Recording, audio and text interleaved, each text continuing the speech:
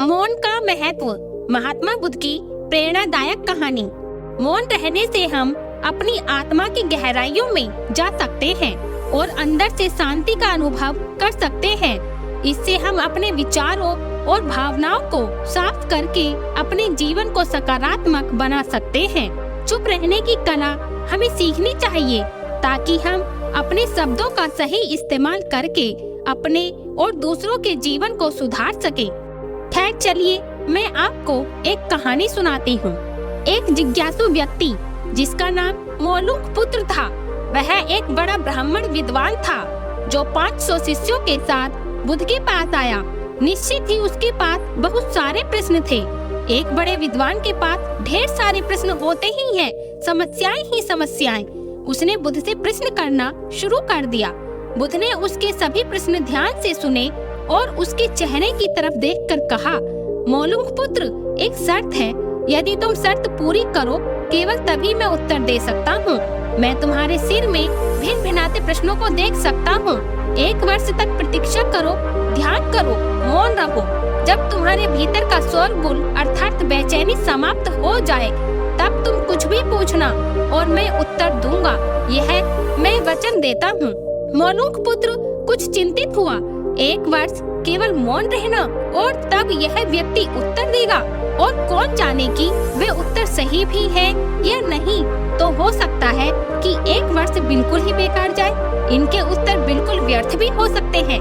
क्या करना चाहिए? वह दुविधा में पड़ गया। वह ऐसी शर्त मानने में थोड़ा झिझक भी रहा था। इसमें खतरा था।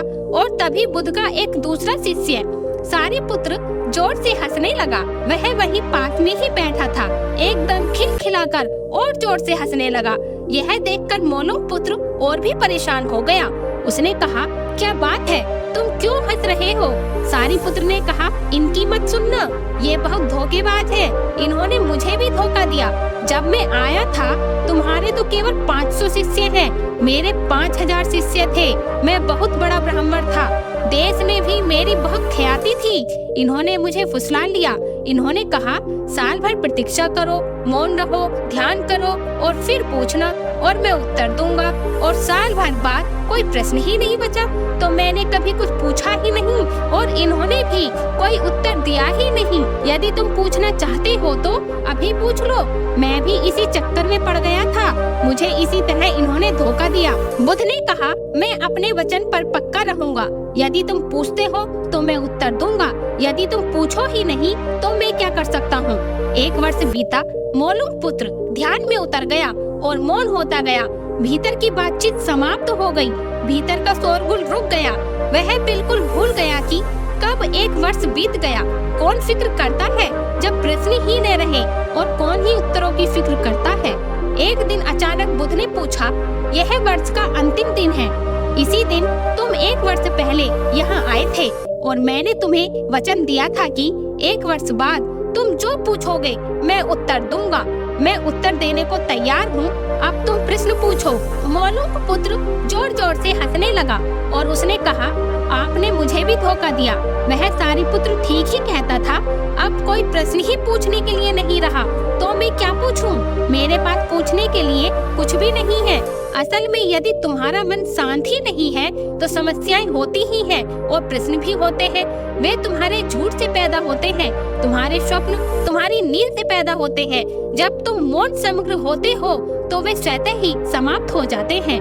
मेरी समझ ऐसी है कि मन की एक अवस्था है जहाँ केवल प्रश्न होते हैं और मन की एक दूसरी अवस्था है जहाँ केवल उत्तर होते हैं और वे कभी साथ साथ नहीं होते। यदि तुम अभी भी पूछ रहे हो तो तुम उत्तर नहीं ग्रहण कर सकते। मैं उत्तर दे सकता हूँ लेकिन तुम उसे ले नहीं सकते। यदि तुम्हारे भीतर प्रश्न उठने बंद हो गए हैं तो मुझे उत्तर देने की कोई जरूरत नहीं है। तुम्हें उत्तर स्वयं ही मिल जाता है। किसी प्रश्न का उत्तर नहीं दिया जा सकता है। मन की एक ऐसी अवस्था उपलब्ध करनी होती है जहाँ कोई प्रश्न नहीं उठते। मन की प्रश्न रहित अवस्था ही एकमात्र उत्तर है। और बुद्ध ने आगे कहा कि यही तो ध्यान की पूरी प्रक्रिया है। प्रश्नों को समाप्त कर देना, भीतर चलती बातचीत को समाप्त कर देना। जब भीतर की बातचीत रुक जाती है तो ऐसा असीम मौन छा जाता है। उस मौन में हर चीज का उत्तर मिल जाता है, हर चीज सुलझ जाती है। शाब्दिक रूप से ही नहीं, अस्तित्वगत रूप में भी सुलझ जाती है। कहीं कोई समस्या नहीं रह जाती। मैं आशा करती हूँ कि आपको यह कहानी बहुत ही पसंद आई होगी। ऐसी ही महात्मा बुद्ध की नई नई कहानी सुनने के लिए हमारे चैनल को सब्सक्राइब करें और वीडियो को लाइक करें। आपको यह महात्मा बुद्ध की कहानी कैसी लगी हमें कमेंट करके जरूर बताएं। धन्यवाद।